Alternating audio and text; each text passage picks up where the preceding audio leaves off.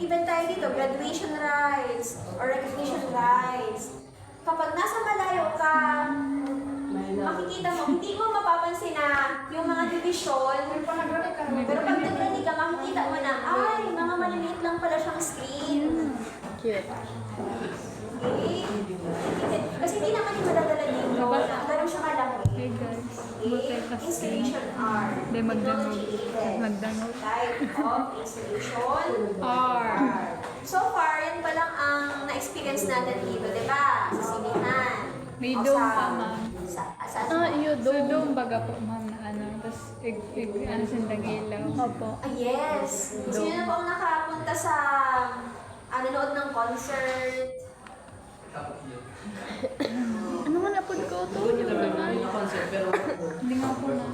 Yung mga lights, may mga, ano ba tayo ngayon? May mga new media art baga tayo ngayon na kung saan ini-install sa malaking, hindi lang screen ha, hindi lang yung screen.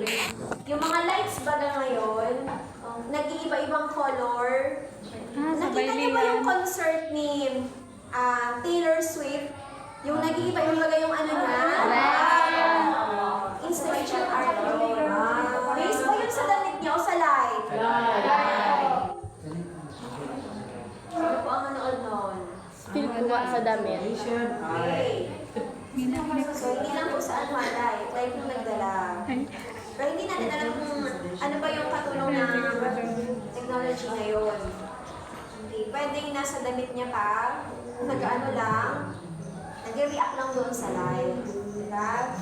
Okay, next, performance installation art. Francia, pakibasa daw po. Performance installation art combine together and dance. Lines and sounds are part of the design and performance is made on a specific style.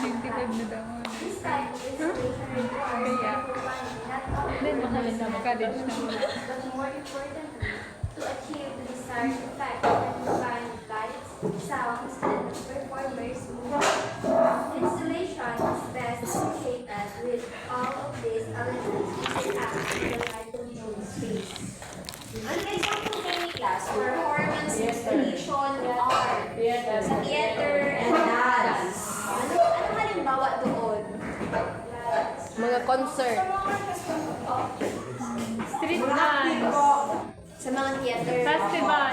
Ano Festival doon? dance. Sa festival. Alin doon sa festival? Ang installation art. Nasaan doon ang installation art sa festival? Sound. Sound.